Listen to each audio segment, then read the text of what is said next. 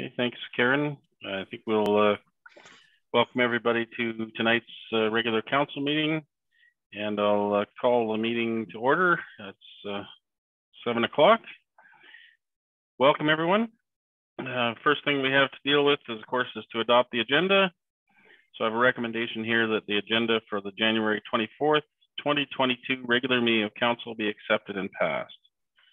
Can I get a mover and a seconder for that, please? Moved by Sherry, seconded by Steve. All those in favor? That's carried. Thank you. We'll move on to disclosure of pecuniary interest on anything on tonight's agenda. I have none to declare. Councillor Yake? No. Councillor Burke? Yes, under the planning section for items for under consideration, 2A, the Sobeys development report. Okay. Thank you. Councillor Hearn? No. Councillor McCabe? I have none, Mayor. Okay, thank you. Next item up, we have County Council update, and I guess that's up to me tonight.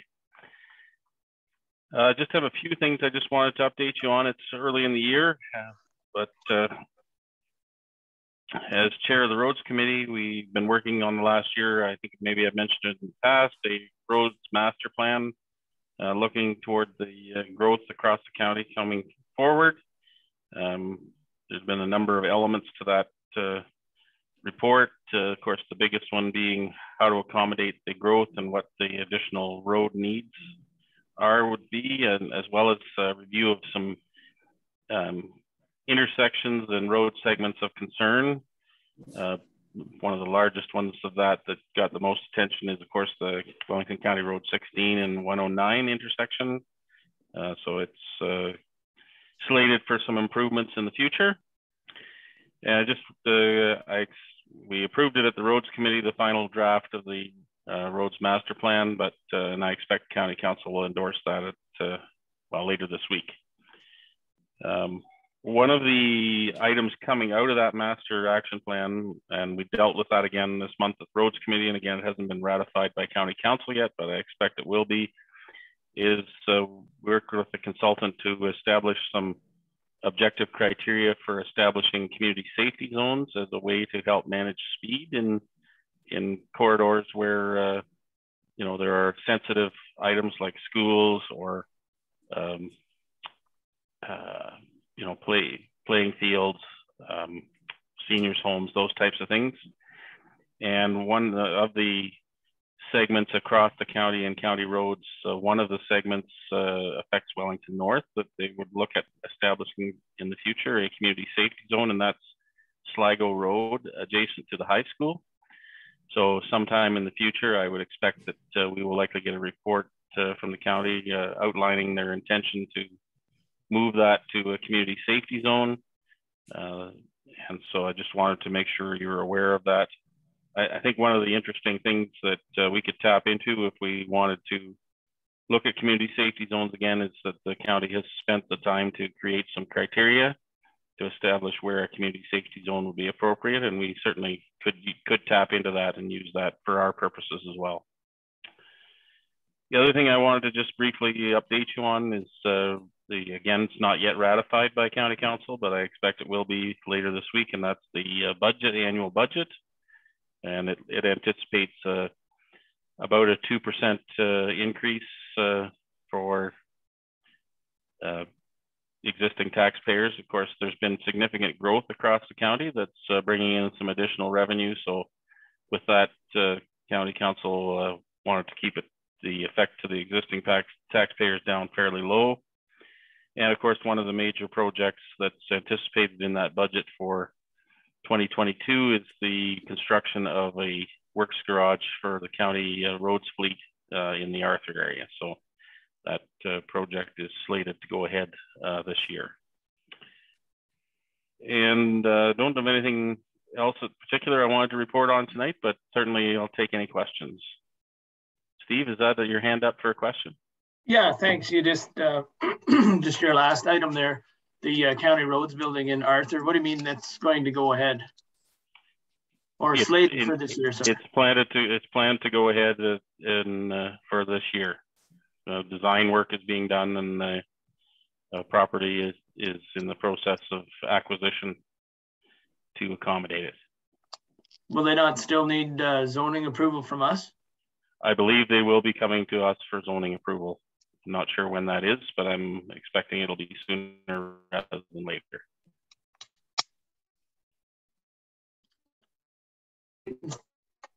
Okay. Any other questions, comments? No, none for me. Okay. And just as an additional thing, I know we're going to be talking about it later, I think as early as our next meeting, but of course the county's been involved with the official plan review and update. And we had a meeting, I forget what it was, that interfered with the public meeting back in December that they had around some of the official plan updates. So I didn't get to that meeting, but I know some of our local residents and stakeholders did and have expressed some interest and concern in that. So I think there will be more. I know that there's a report coming to our council in the near future. And so just stay tuned. There will be more opportunity for some input and discussion around that as we move forward. And with that, I don't have anything further to add unless somebody has a last minute question. Okay. Our next item on our agenda is presentations, and tonight we have Maitland Valley Conservation Authority, and I think I heard Karen say that Phil Baird and Dave Turton were here to join us.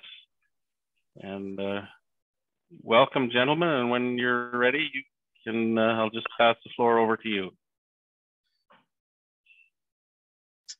Yeah, thank you, Karen, for giving us the opportunity to come here this evening, and thank you, Mayor Lennox, council, staff. My name is Dave Turton, and I'm the chair of the Maitland Valley Conservation Authority.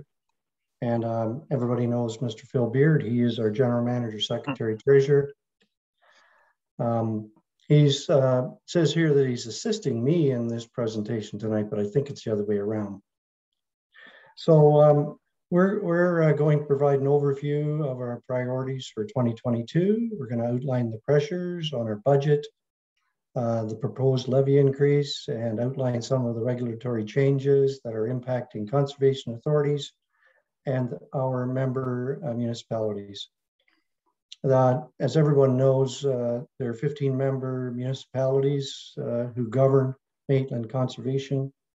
The Conservation Authority was established in 1951 by the province at the request of the municipalities in the watershed to help them conserve the health of rivers, soil, forests, and wetlands in the watershed, and to help municipalities deal with flooding and erosion and water quality issues. Municipalities appoint a representative to the Maitland Conservation's membership, and we have several municipalities that share a representative, which are Huron, Kinloss, and South Bruce, and Minto, Wellington North, and Mapleton, and Perth East and West Perth, governed by the Conservation Authorities Act, which outlines our mandate, governance, powers, and responsibilities. So thank you, and I'm going to ask Phil to take on the next few slides. Thank you, Chairman Dave. Just to make sure my slides have been moving, have they? You should see a river in front of you. Great. Looks good. Yep. That's the mighty Maitland and Wingham.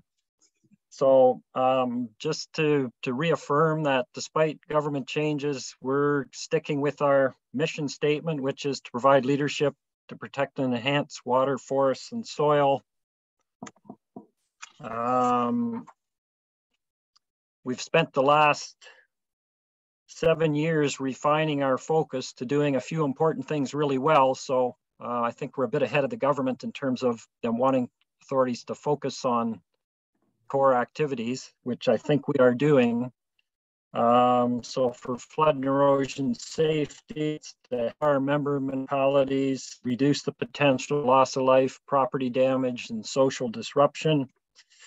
For watershed stewardship, to help our member municipalities and landowners keep soil and water conservation systems that keep soil and nutrients on the land and out of the river and out of Lake Huron. Ensure that our conservation areas sets high standards of conservation practices and that are safe to use. And then last but not least is to develop a stable financial base so that we're able to help our member municipalities develop healthy, resilient, and prosperous watershed and meet the new regulations that are coming down. So I'll just go over some of the highlights for 2022. One of the major projects we're doing is updating the flood and erosion risk mapping along the Lake Huron shoreline. There's over 800 homes and cottages at risk of flooding and erosion based on our old mapping. And with climate change and high lake levels, we are updating that mapping to see where the high risk areas are and to help our member municipalities identify areas where they can safely locate new development and where existing development can relocate if it's possible to do so. So we're doing that with Ashfield, Colborne, Wawanosh, Goderich, and Central Huron.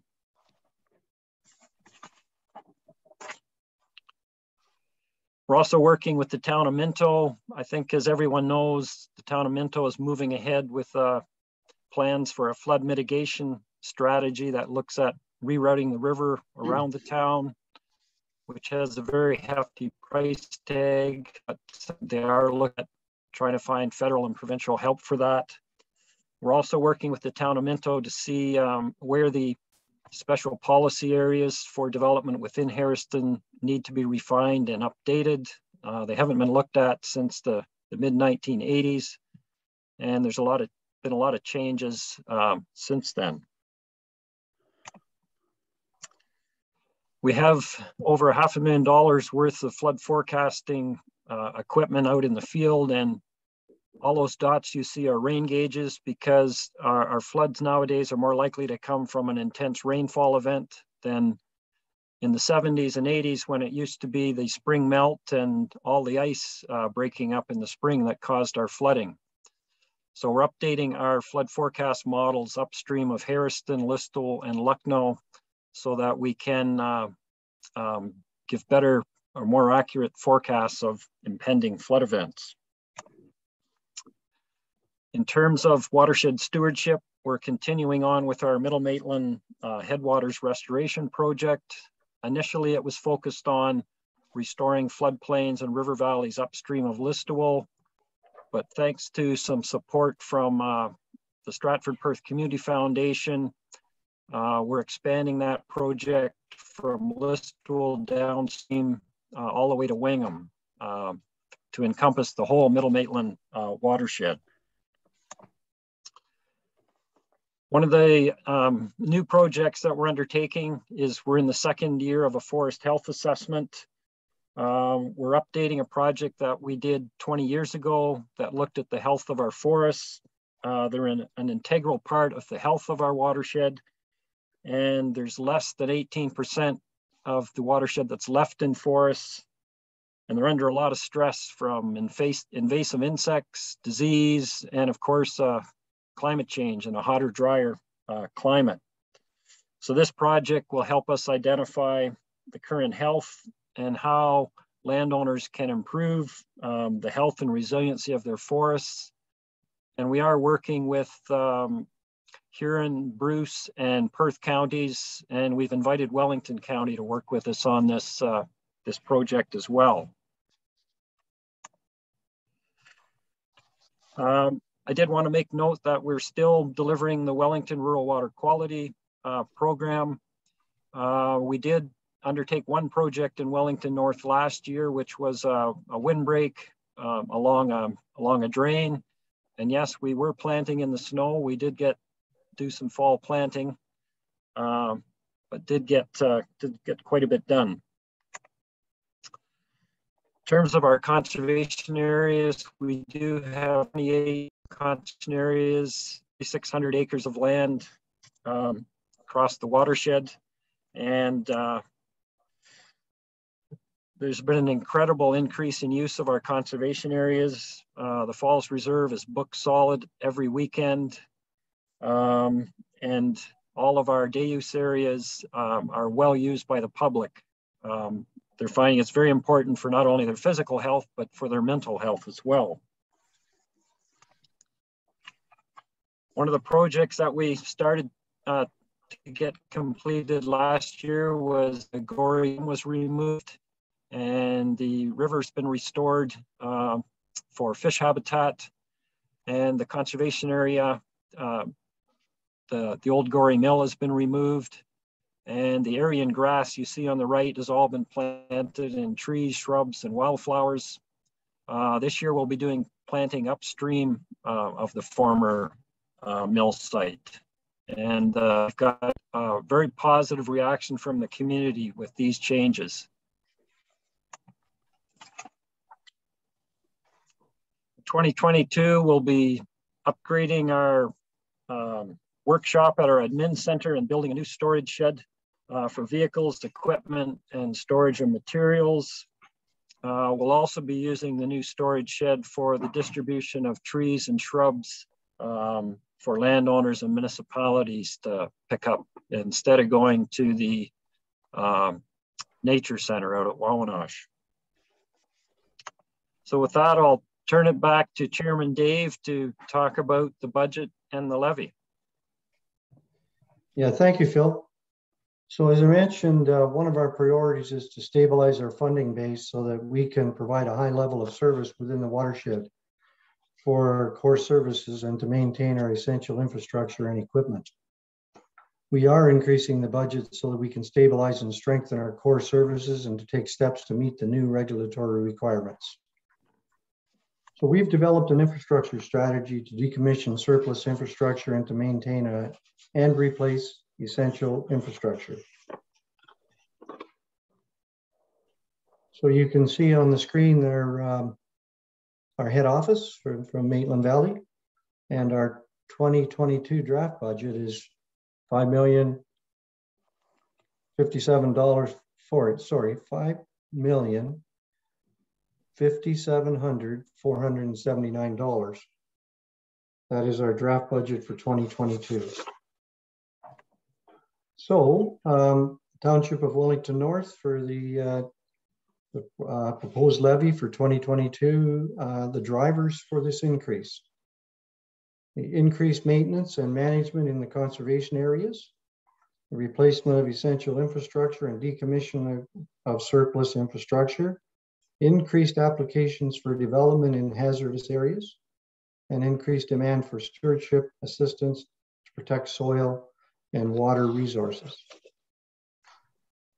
Some of the regulatory changes: the Ministry of the Environment, Conservation and Parks require conservation authorities to focus their resources in 3 areas: natural hazards, conservation areas, and drinking water source protection. These will be the only services we can levy starting in 2024. Watershed stewardship services are considered to be a non-mandatory service. It will be up to each municipality, each member municipality, to decide if they are willing to support a levy for this service. However, it should be noted that the staff who work in stewardship also help out with other service areas that are mandatory. So, conservation authorities are required to undertake the following steps to get ready for the transition to the regulatory changes. All conservation authorities were required to submit a transition plan to the Ministry of the Environment, Conservation and Parks, and our member municipalities outlined our timelines to identify the agreements we need to put in place for the mandatory and non-mandatory services by December 31st, 2021. We must file an inventory of services and programs that we plan to deliver in 2024 to the ministry and member municipalities by February 28th, 2022. And we must have agreements in place for all non-mandatory services by January 1st, 2024. The MVCA would like to develop one agreement with its member municipalities that include both mandatory and non-mandatory services. MVCA has only one service that is considered to be non-mandatory, Extension services for stewardship, for example, tree planting, soil and water conservation, delivery of the Wellington and Huron clean water projects. Stewardship services are core services in our agriculture watershed. They cost less than 10% of the levy. Our extension staff also help to deliver mandatory services. The MVCA would like to develop an agreement for all our services with our member municipalities by the end of June 2022. That's 6 months from now. So we would be happy to answer any questions that council may have on the information that we have presented. Any questions? I'm sure you guys have heard this before. You've heard it sure from Grand Valley and the Grand River and from Steve and Saugeen. Steve, question? Yeah, thanks, Chair Turton and Phil for that presentation. And when did you guys change your logo? That's one of my first questions. It's I know you guys still have the old letterhead symbol, but it looks good. The new Maitland Conservation logo looks good. That wasn't my only question. I guess for your passive recreation, how does MVCA pay for that? I know with Saugeen, we take funds out of our out of our levy, and in the GRCA, it's all user fees. So just kind of wondering how you guys, I guess, maintain the areas that you have for the public, like for day use, like you guys were just chatting about. Yeah, it's a levy service, Steve. We don't have the staff to stand at the gate or there's no gate to collect it, but it's the only place we charge is at the Falls Reserve. Okay, all right. Yeah, and thanks for that. It has to run on its own revenue. Yeah, fair enough. And we changed the logo about 5 years ago. Holy, I don't know if I noticed that one. That's on your presentation. Sorry, I didn't notice that. My last question is, and we had GRCA in not too long ago, and we had SVCA in as well, and it's regarding snowmobile trails and ATV use in the MVCA. What's your standing on that with all the other member municipalities and in your own stance as a conservation authority? And I got a follow-up question after as well. I actually don't know the answer to that one off the top of my head, Steve. I'll have to talk to Stuart and get back to you. I don't think we allow it, but I would need to check. Okay. We try and keep the walkers safe. There's lots of people cross-country skiing and snowshoeing and walking. So I don't think there's snowmobiles allowed, but I would need to check that. Okay, yeah, that'd be helpful, just because I know we're having some issues with GRCA in Wellington North with some of the Federation of Snowmobile Clubs here as well. So yeah, and then I was going to ask whose liability is it, but we'll wait to find that out. Thanks, Phil.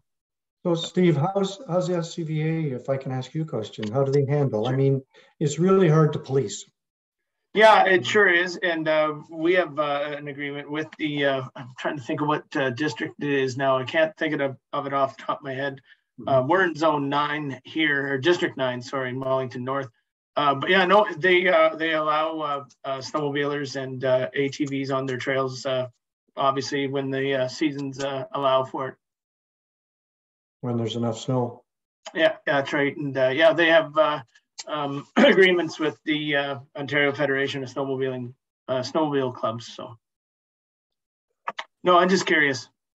Yeah, thanks for the questions. Other questions? Okay, that's great. So we want to thank you folks from Wellington North for giving us the opportunity tonight, and that's our report. So Karen, I thank you again for getting us in, and the Zoom it's a great way to get together, but hopefully we can make a change soon. That's great. Thanks, Dave, and thanks, Phil, for your presentation. And it sounds like we're going to be hearing from you sooner rather than later, so we'll look forward to that. Okay. Thank you and good night. Good night. Thank you. You do. See you, Bill. Okay. So next we have to take a recess from our council meeting to have a committee of adjustment meeting. So I have a recommendation here that the Council of the Corporation of the Township of Wellington North recess the January 24th, 2022 regular meeting of council for the purpose of holding a public meeting under the Planning Act. And this is for Anatha Tekadeth and Sadir Kurup, minor variance, and Amos and Eileen Martin, minor variance. Could I get a mover and a seconder for that? Moved by Sherry, seconded by Lisa. All those in favor? That's carried. Thank you. So we're recessed from our council meeting. We'll move to the Committee of Adjustment meeting. So I'll call the Committee of Adjustment meeting to order, and I'll ask if you have any disclosure of pecuniary interest with our applications tonight, A0122 and A0222. I have none to declare. Councillor McCabe? I have none, Andy. Okay, thank you. Councillor Hearn? No.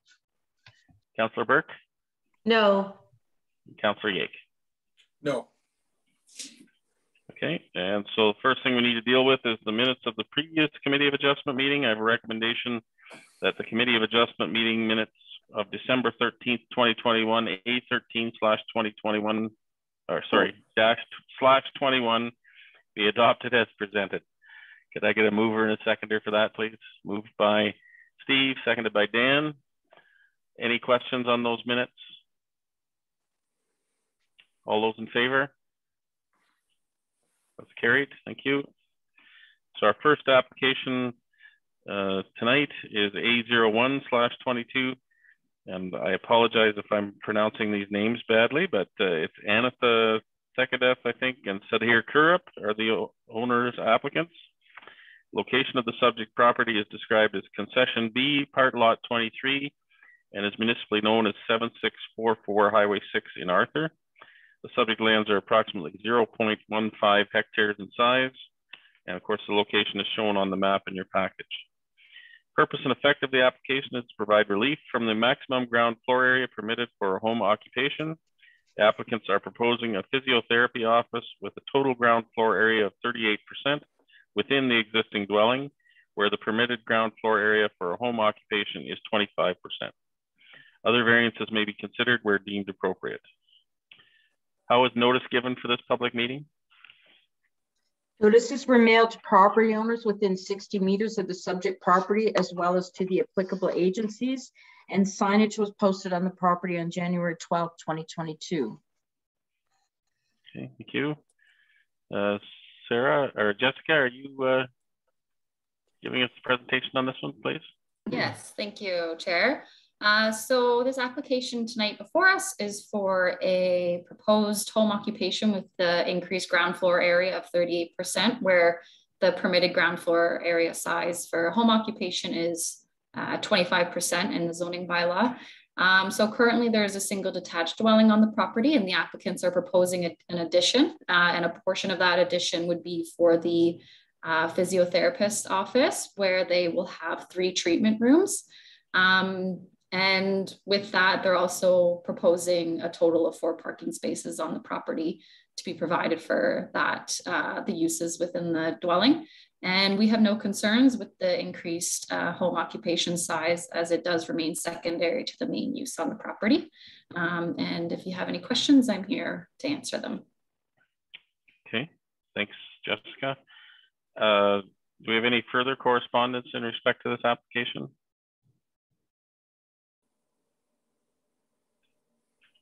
Karen, do we have any further correspondence?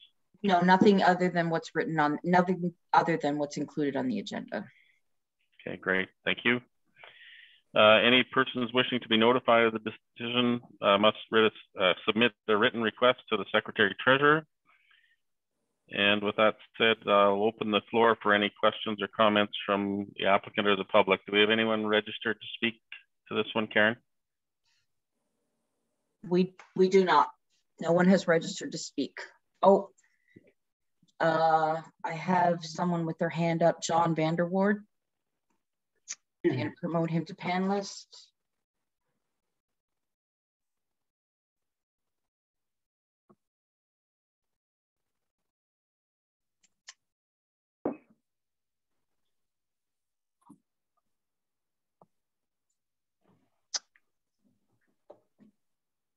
John, are you with us? Sorry about that. Yes, I am. I guess my video is not working, but hang on. Start video. There we go. Now it works. Okay. Welcome, John. Go ahead. Thank you. Basically, I'm here as an agent, and if you have any questions, just ask me, and I can try to answer them. So. Okay.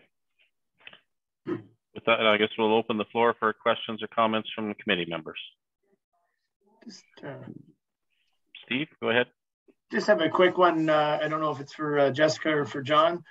Is 4 parking spots, is that enough for a physiotherapy office? I don't know how busy they're going to be, obviously, but just wondering if that's enough parking. So, through you, Chair. We did look at this. A single detached dwelling does require 1 parking space. There was no specific requirements for home occupation in the required parking spaces, but we did take into consideration the floor area size, the treatment room. There's only 3 treatment rooms there. So most likely they won't have more patients than that. Okay. So we did determine that that would be adequate for the proposed use. Okay, thank you. Okay, any other questions, comments?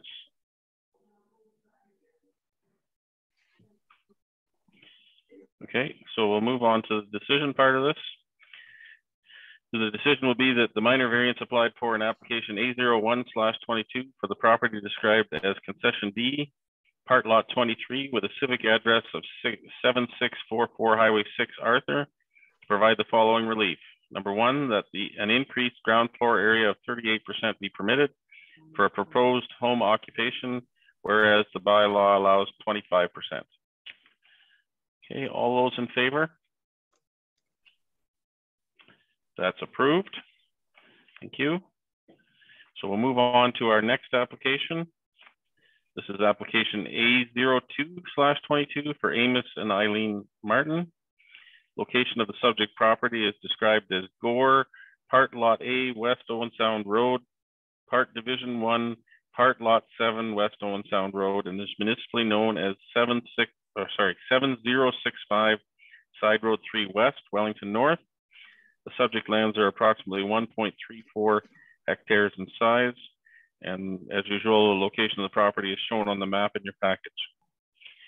The purpose and effect of the application is to provide relief from the maximum ground floor area and minimum setback requirements for a hobby barn on a lot equaling 1.34 hectares. The applicant is proposing to construct a 130.8 square meter hobby barn with a side yard setback of 9.1 meters. Other variances may be considered where deemed appropriate. How was notice given for this public meeting? Notices were mailed to property owners within 60 meters of the property, as well as to the applicable agencies. Signage was posted on the property on January 12th, 2022. Thank you. Jessica, could you give us the rundown, please, on this one? Yes, thank you.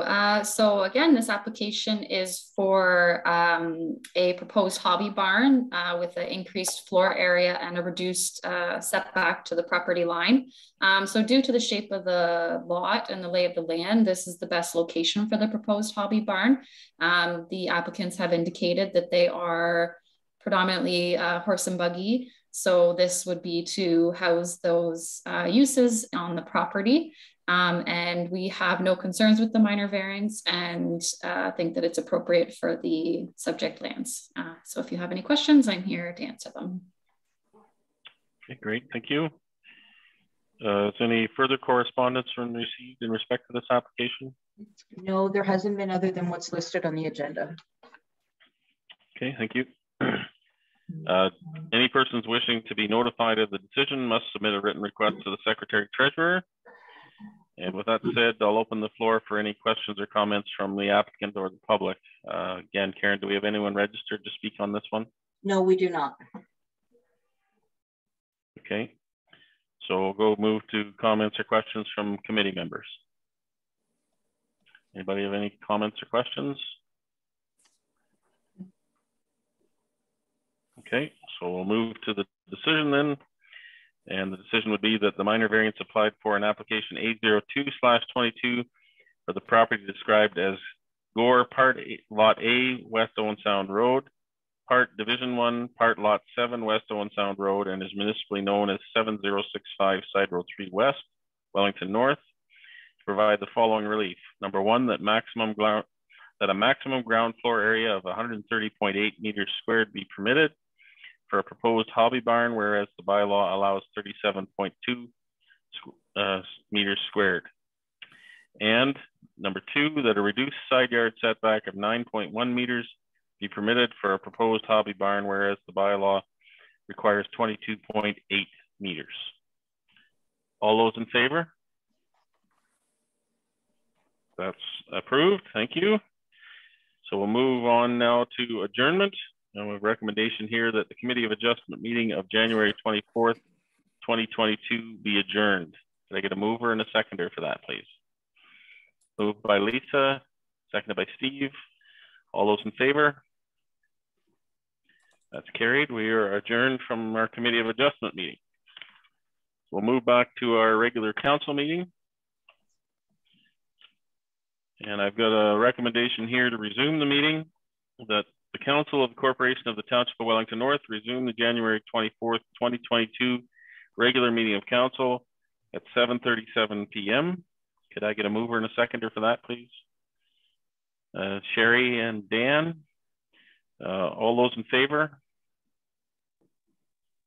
That's carried. So we're back into our council meeting. And we'll go right to adopting the minutes of council in the public meeting of January 10th. And the recommendation reads that the minutes of the regular meeting of council and the public meeting held on January 10th, 2021 be adopted as circulated. Could I get a, excuse me, mover and a seconder for that, please?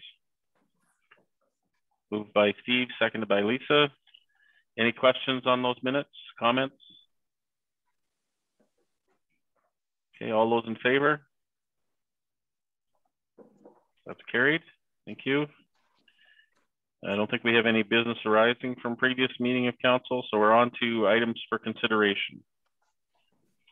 So any items for consideration that you'd like to pull out to discuss? Steve, go ahead. Thanks, Mayor Lennox. I'd like to pull 2A. This is Sobeys on page 101. Okay. 6A, this is Parkland in lieu of, and that's on page 129. Okay. And then 8A, the AMO insurance presentation on page 142. Okay. Thank you. Okay. Any others? Anyone else would like pulled out?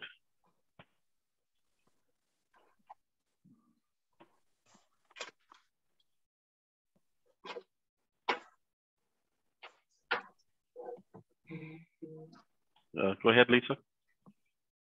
Could we pull 3A and 4A? So 3A is the building permit review, and 4A is Saugeen Connect's report. That's correct. Okay.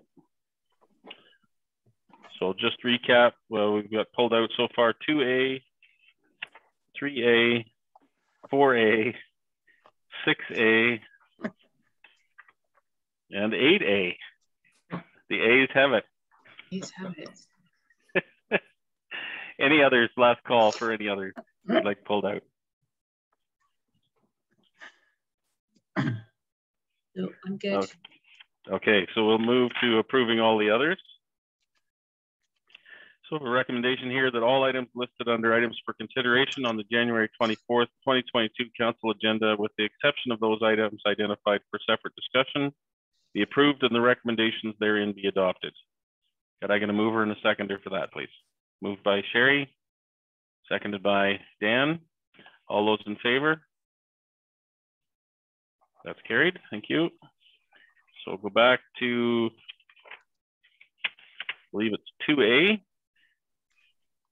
And I think this is the one that you had the declaration for, right, Sherry? Yes, I will remove myself. Okay. Sherry. All right, so I'll read. Yes? Do you want me to move you into the waiting room? Oh, you can still hear us, so you'll have to.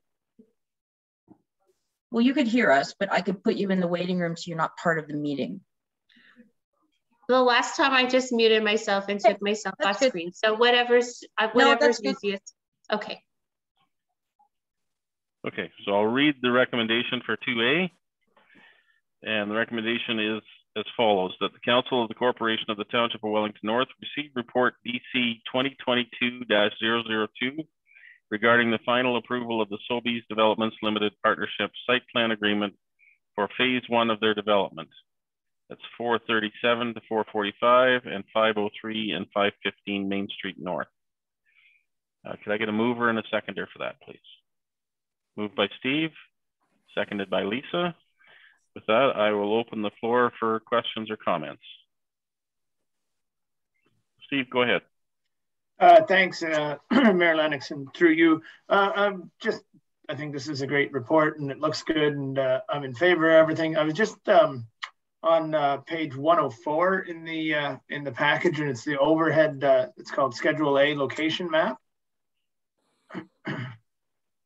and yeah, it looks great. I was just wondering, have we heard anything back regarding traffic signal light standards there, or the entrance into the PV Mart, the existing entrance when you turn, I guess, left, if you're heading north, if you turn left into the PV Mart, is that entrance going to be left there, or will it be closed and then go to the next intersection? I just don't see that on this Schedule A location map. I don't know, Mike, Matt, or Darren, who's up to bat on this one.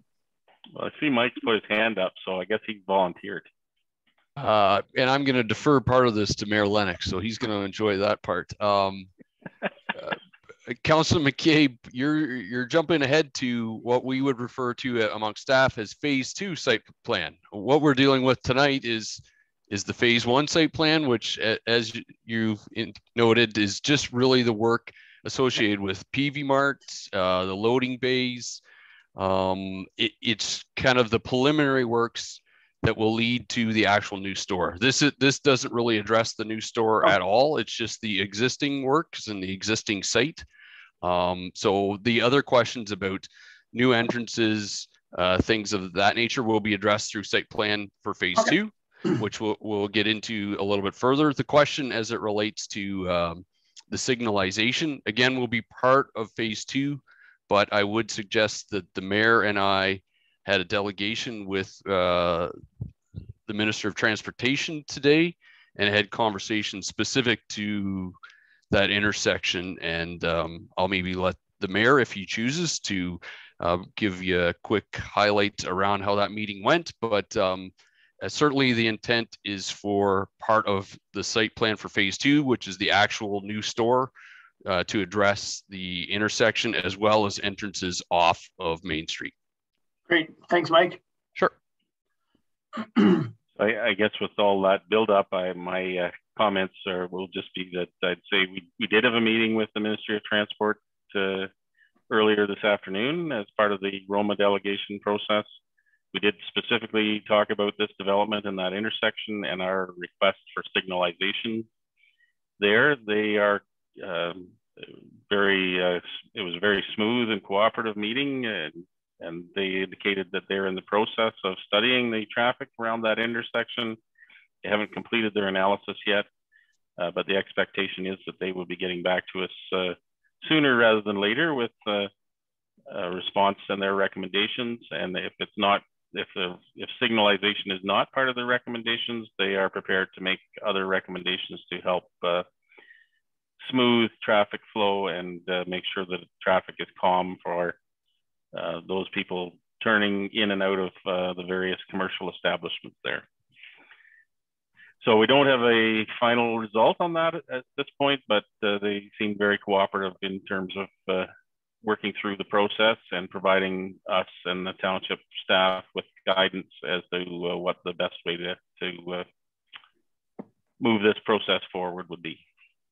Okay, great. Thank you very much. Okay. Any other questions or comments on this one?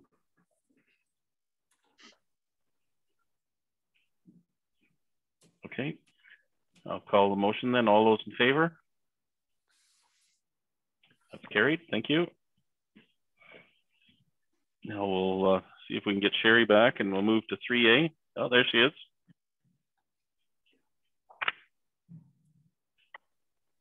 So I'll read the recommendation for 3A, that the Council of the Corporation of the Township of Wellington North receive report CBO 2022-01, being the building permit review for the period ending December 31st, 2021. Can I get a mover and a seconder for that, please? Moved by Steve, seconded by Dan. And with that, I will open the floor for discussion. Go ahead, Lisa. I pulled it, so I guess I'll go ahead. Yeah, clearly these numbers are out of this world. I just wanted to give kudos to Darren. Wherever he disappeared, he was there, and I was going to commend him on that mustache too that I I caught. Kudos to you for keeping everything on track as well as you do. Something I was kind of wondering though, as I was reading the report, and I've wondered it before, if there's a way to have some other metric or something that takes some inflation or something into account, because you know, 10 numbers 10 years ago were not really the same. I guess numbers of permits and things like that are the same, but building values, etc., are very different, especially when you compound inflation over time. A $500,000 house today, if you can find one, is definitely not the same as one 10 years ago. So I was just wondering if there was some way to make that more relative, and that's maybe maybe a question not for today, maybe just to think about it. I don't even know whether Darren could answer that. You want to give that one a stab, Darren? Maybe it's more of a treasurer question. I don't know. I was going to say that might be outside of my my wheelhouse for math, but I'm sure we can figure something out. Thanks. Okay. Any other questions, comments?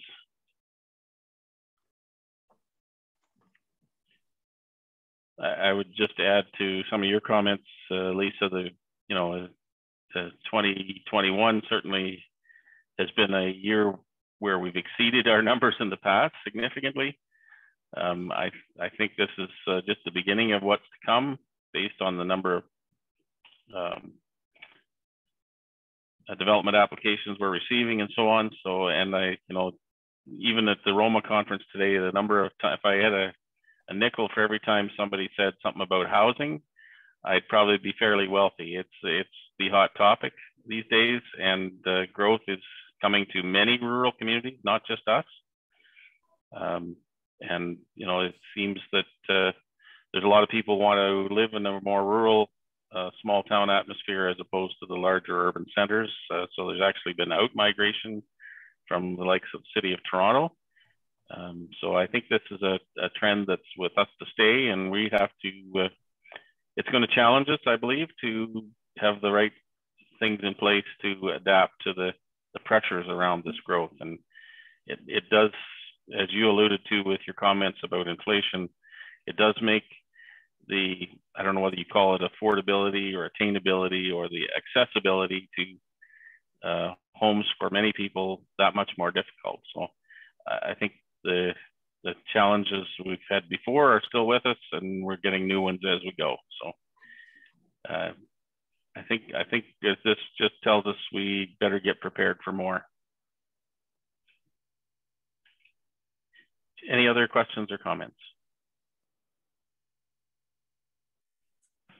Okay, I'll call a motion then. All those in favor? That's carried. Thank you.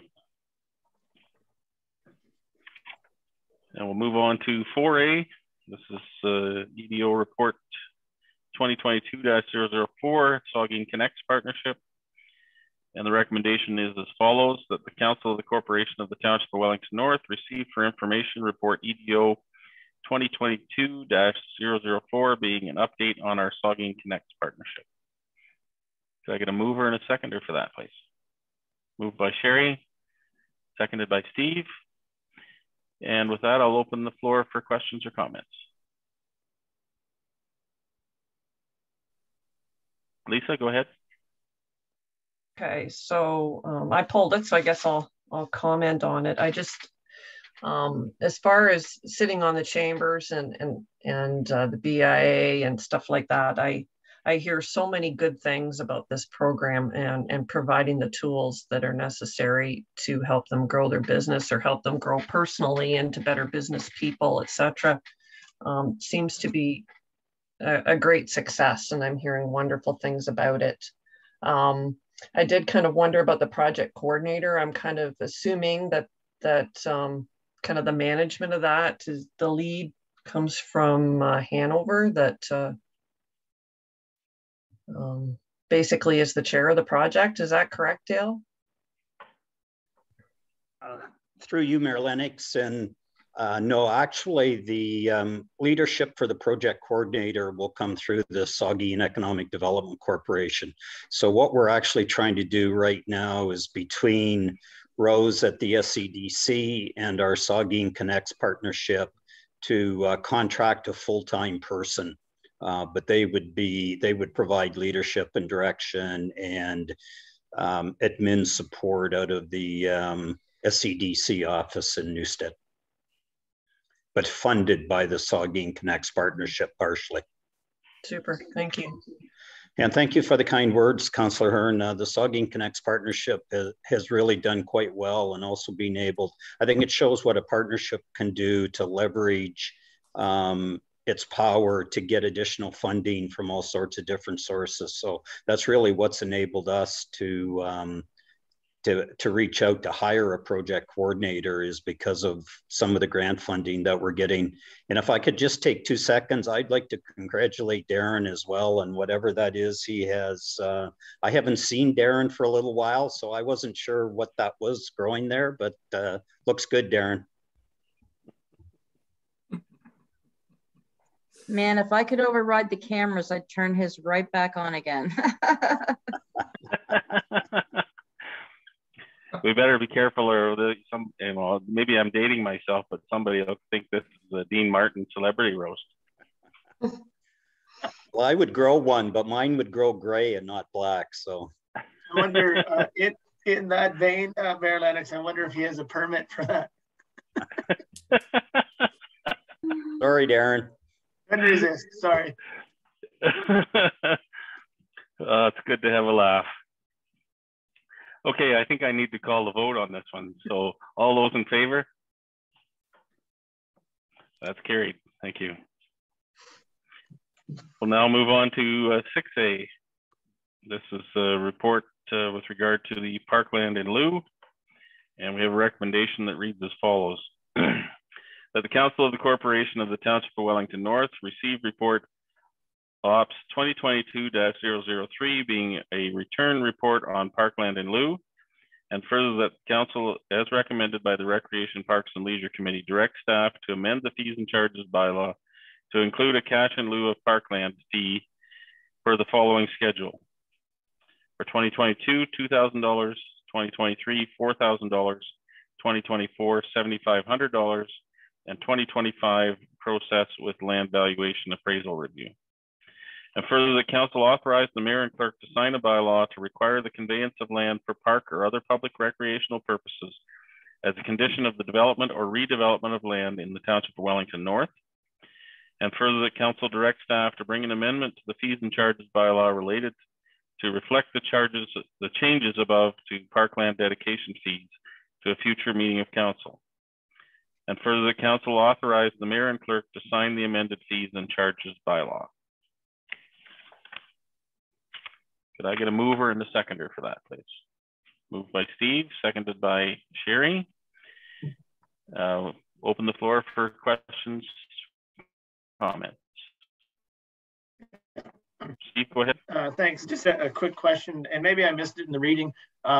Just on the, what page is it? I think it was on page 130. It said there was a challenge to this just before the meeting back in December. I think it read. Sorry, I'm trying to get trying to scroll to it. On the bottom of 129, Steve. Maybe it's on the bottom. Yeah, sorry, you're right. Thank you. Thanks, Dan. Yeah, right after the background, it said immediately before the December 13th meeting, a challenge was received with respect to the proposed fees and process. I don't remember that, and I know there's been a lot of water under the bridge since, and I didn't see anything else in it.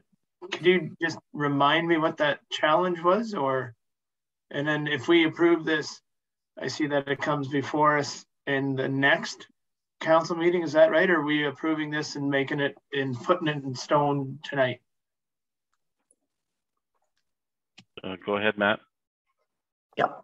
Thanks, and through you, Mayor Lennox. Yeah, the resolution that's before you would kind of put in place those rates, and it would approve a bylaw tonight related to parkland dedication, but it wouldn't. The next meeting would come forward the fees and charges bylaw amendment that would reflect council's direction if you endorse the recommendation. And just prior to the December 13th meeting, the township received a letter from a developer that was challenging the recommendation that was before the December 13th meeting. But at this point, the township solicitor has reviewed things, and that's reflective of the bylaw that's before you tonight. Okay. Mike? Just for clarity for council, the letter or the dispute was the valuation. The developer disputed the fact that an undeveloped parcel of land in Wellington North would be $7,500. So the original report that staff brought back talked about the value of land being between $150,000 and $200,000. The developer challenged the fact that that valuation is for service lots, and that word for word, quote, "It is our submission that the later date is used, and the proposed cash in lieu of parkland fee of $7,500 represents an unreasonable overestimation of the value of the undeveloped land and will be inappropriate for any such lot." What council is endorsing tonight, in theory, is a bylaw overall that allows for the collection of cash in lieu, which that was not under dispute. And the fees and charge recommendation is to increase the fee from $1,000 to $2,000. So the $7,500 is no longer at play either. But what the developer was disputing was how we were determining the valuation and what that valuation was at the time.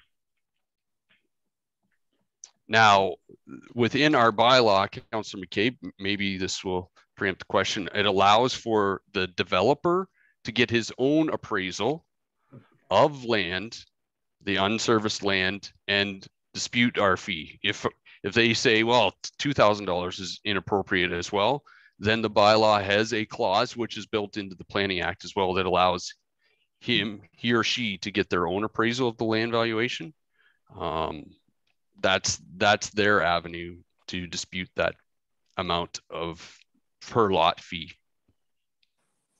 Okay, that was going to be what if there is a recourse to that challenge, as you just pointed out. So thanks for that, Mike. All right, thank you. Okay. Dan, and then Sherry. So Mike, you just said that the $7,500 isn't in play. What do you mean by that? I'm not clear. So staff's recommendation is to increase the fee for 2022 to $2,000, not to $7,500. Right. Okay. The first recommendation was to go to $7,500 from 1,000 to 7,500. Correct. Okay. Gotcha. But we're going through these steps though, like the 2004 and then 75. Is that? Assuming council endorses this recommendation. Yes. Sorry. Yeah. Okay. Okay. Good. Sherry? Yeah, so my question is, the $2,000 is going to be, provided that this is approved, will start in 2022. When would we start implementing that, or does that go back retroactive to January 1? No, it will not be retroactive, is the short answer, Councillor Berg. It will be instituted on developments that occur post the approval of the fees and charges. Okay, thank you. Okay. Any other questions or comments?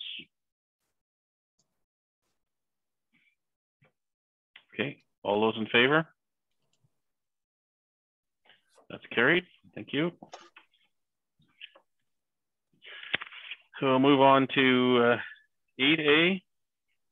This is in regard to the AMO's submission to the Attorney General regarding municipal liability and insurance costs. And there's a lengthy recommendation that I think all of you have in front of you. And I'm pretty confident you probably don't want to hear me read all that. So I'll just ask for a mover and a seconder for that, and we can get on with the discussion. Steve is the mover. Seconder, please. Dan. And with that, I'll open the floor for discussion. This, I believe, is being circulated by AMO for all municipal councils to review. So with that, I'll open the floor for discussion. Steve? I think this is incredible. I think we should endorse this. I'm fully supporting this. I mean, we've gone through this before. We've kind of in a similar conversation. And then just seeing our insurance that has gone up 20% over last year. And in speaking with some insurance people in my circle of friends and I guess social circle, I think this has the potential to save us a lot of money.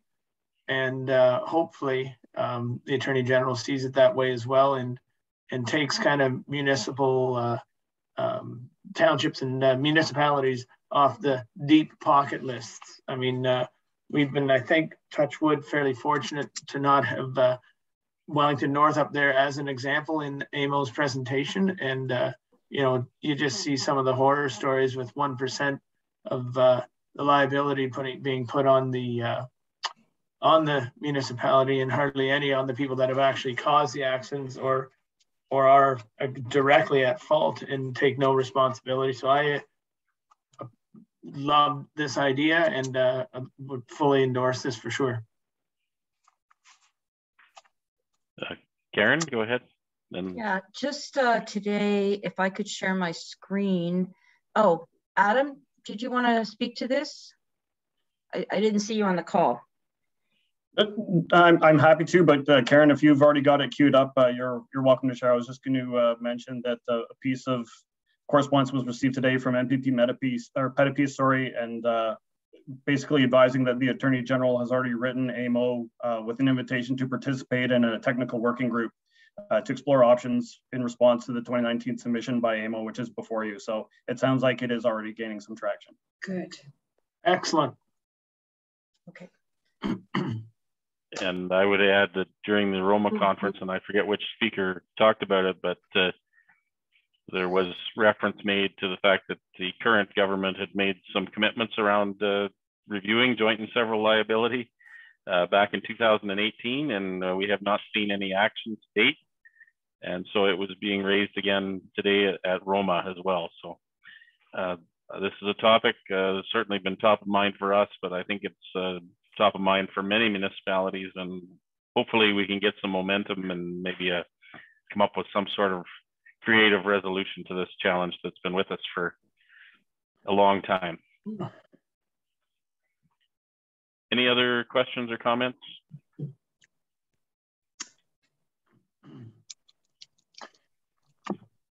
Okay, I'll call the motion then. All those in favor? That's carried. Thank you.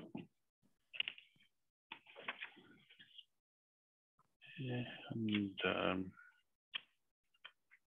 guess that gets us down to notice of motion. Do we have any notice of motion this evening?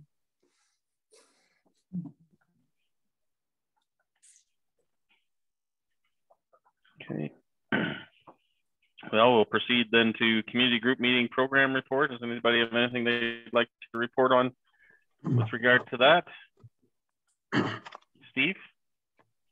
Just really briefly, last Thursday, Saugeen Valley Conservation Authority had their first kind of annual meeting with all the guests. MP Alex Ruff was there, MPP Randy Pettipies was there, our Minister of Agriculture was there, Lisa Thompson. And yeah, no, just a good quick meeting, kind of set forth what we're planning for 2022. And that's the only meeting that I've been involved in outside of these meetings lately. So. Okay. Thanks, Steve. Anybody else have anything they'd like to report on? Lisa, go ahead. Briefly give you some reports. I had last week cultural roundtable meeting, Arthur BIA, Arthur Chamber, and the Mount Forest Chamber. So I'll just do a quick update on those. The cultural roundtable, we did go through the cultural plan, the report that was on our last council agenda. So we all had some priorities, and we all rated everything. So it's up to Dale, I guess, to consolidate those numbers and figure out what priorities rule with our group. So we spent a fair bit of time going through that, and of course discussed Arthur's 150th celebration, and that was also discussed at the Arthur BIA, who has set aside funds towards that, and the Arthur Chamber is on side. Everyone has things going on. Faye Craig is kind of coordinating all of these people, and believe me, she's keeping them on schedule already. So I don't think there'll be any concerns with that. At both the Arthur Chamber and the Mount Forest Chamber, you may have seen some pretty nice videos that were filmed, and we're getting rave reviews on the professionalism of those. Down in Arthur, let me see who was in the video. Sheila Shaw. I can't even remember it. I can't even remember now. Silver Fox was in the video, and quite well done. And some of the benefits of the Stacy being the administrator from Mount Forest, also being down in Arthur, is now Arthur is doing Whiteman taping as well. So there are some synergies that are already happening kind of across the board, and people learning from each other, which is great.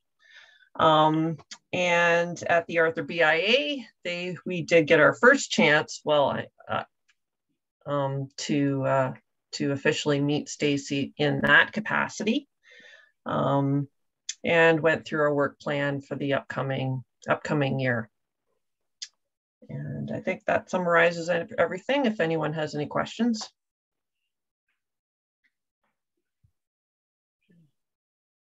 Anybody have any questions for Lisa? That's a quick summary. Thanks, Lisa.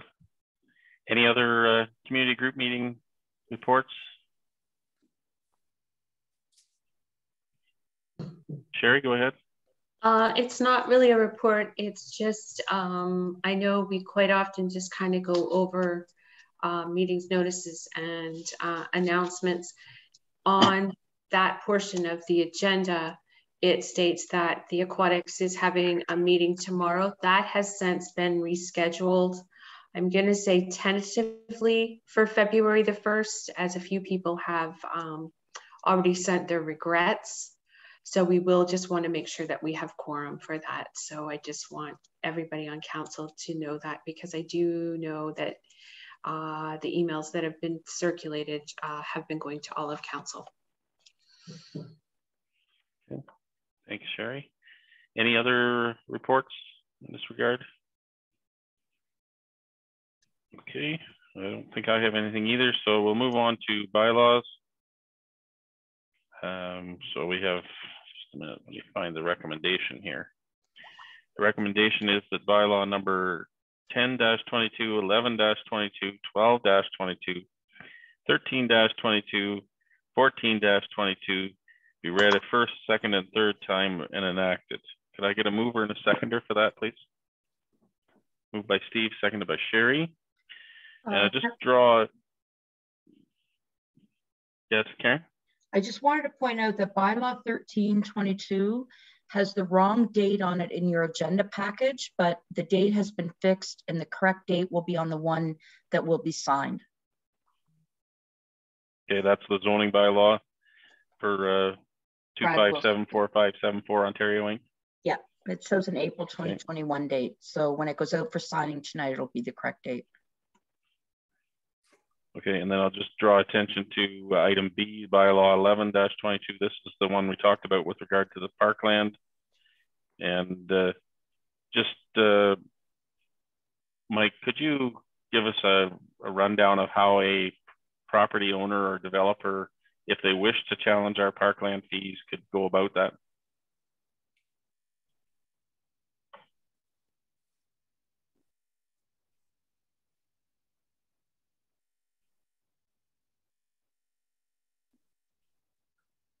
So yeah, sorry, sharing screen, showing the actual section around the valuation piece.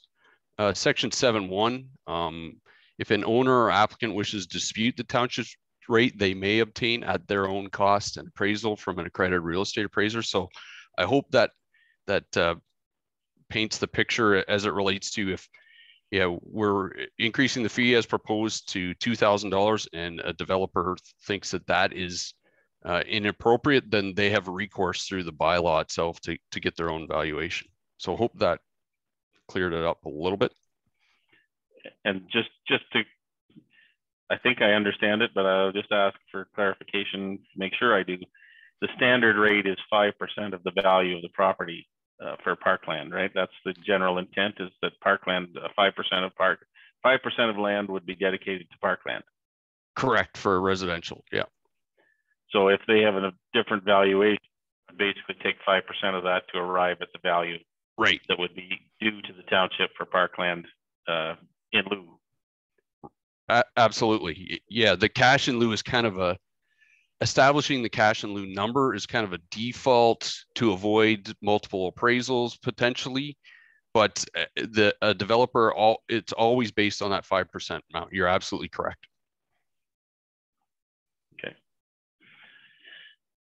Okay. Andy, can I just ask a quick question? Sorry. Sure. Sorry. Go ahead, Steve. Thanks, Mayor. So say it's $7,500, Mike, and developer A comes along and says, gets another evaluation and it's lower, and he says, okay, well, we're going to pay $2,000, not $7,500. So how do we find or strike that balance? So the bylaw allows for the valuation, and then the township can either accept the owner's valuation if it's provided, or we could get it peer reviewed if we disputed it, or we could negotiate a fee between those two. It allows for all those options within the bylaw itself, and that's section 7.1. Okay, thank you for clarifying. But yeah, sorry, Mayor Lennox, not to cut you off. To go back, the original report and the original intent around this is we want developers to provide the parkland. And by not charging some sort of fee that is somewhat based on the reality of land valuations, we're not making that an attractive option. We're making it much more attractive to pay $1,000 per lot, as an example, because land valuations would suggest that 5% of whatever is significantly more than 1,000. So that was the original intent of the report, is to get more parkland, because we lack parkland within our municipality based on our parks master plan. And we need to get more parkland. So that was the original intent of the report. This is a compromise that staff has come back with, because there was some trepidation, I'll say, around going from 1,000 to 7,500. Yeah, I totally agree with you, Mike. And I think it'll be interesting to see a developer come back and challenge it and say it's too much money to pay, but they're not going to give up the land either because, well, it's too valuable too. So that's puts them in a kind of an interesting spot, and be interested to hear those kind of evaluations going forward.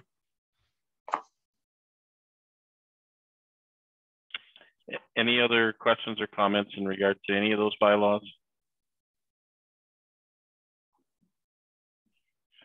Okay, I'll call the motion. All those in favor? That's carried. Thank you. And we're on to a cultural moment, and darned if I'm not prepared for that.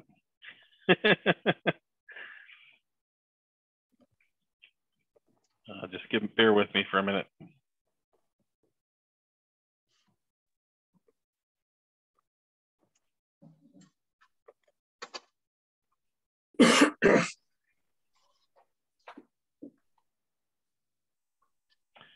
Here we are. So our cultural moment for January celebrates Robert and Mary Scott. Robert Scott was born in Ayrshire, Scotland in 1832 and immigrated to Canada in 1854 with his brother James after receiving a sizable inheritance. Robert and James purchased land in Proton and began farming, and like most young men, they procured work off the farm during the off seasons of planting and harvest. They were both instrumental in completing roads from Mount Forest, Highway 89, west to Clifford, County Road 1, and as well from Proton to Clifford. After returning from a trip to Scotland in 1859, Robert brought with him a team of horses, wagon, and harness, and was hauling dry goods, hardware, and clothing from Guelph to Mount Forest. James opened a dry goods store. In 1865, Robert married Mary Ann Reed, and shortly after formed the R. Scott and Company with his brother-in-law. They built a grocery store, creamery, ice house, and women's and men's department store, all on the north end of Mount Forest. In 1875-76, Robert and Mary built a two-story red brick house on the corner of Queen and John Streets, where he could oversee his many businesses. The house added an addition along John Street, as well as a talonate tower at the Queen Street entrance, as their family grew to include 5 children. The European tradition of having painted scenes on the walls of homes was only for the rich and affluent. The Scott family commissioned traveling artists to come and paint lavish artwork on mostly the main entrance area. Opening the ground floor main door, visitors would have been struck by the 5 unique hand-painted pictures with hand-rendered frames on green plaster. One painting depicts a Mediterranean-style landscape with palm trees, mountains, and a lake with a single figure and a sailboat. Another shows a landscape with a large villa near a semi-tropical waterfront. On the facing side of the stairwell are 3 paintings. The first depicts a rowboat race with a Union Jack flag in the background. The next, a Scotsman with horse and dog beside a lake. And a final painting depicts a cozy lodge with alpine trees on a cliff edge.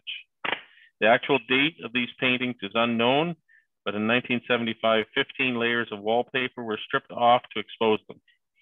This is one of the only 2 houses in all of Wellington County with this rich cultural heritage. The Scotts are buried in the Mount Forest Cemetery and have left a lasting legacy to the town of Mount Forest. That's your cultural moment for January. Certainly, I learned something new today.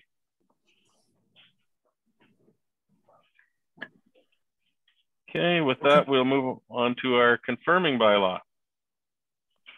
And we have a recommendation here that bylaw number 15-22, being a bylaw to confirm the proceedings of the Council of the Corporation of the Township of Wellington North at its regular meeting held on January 24th, 2022, be read a first, second, and third time and enacted.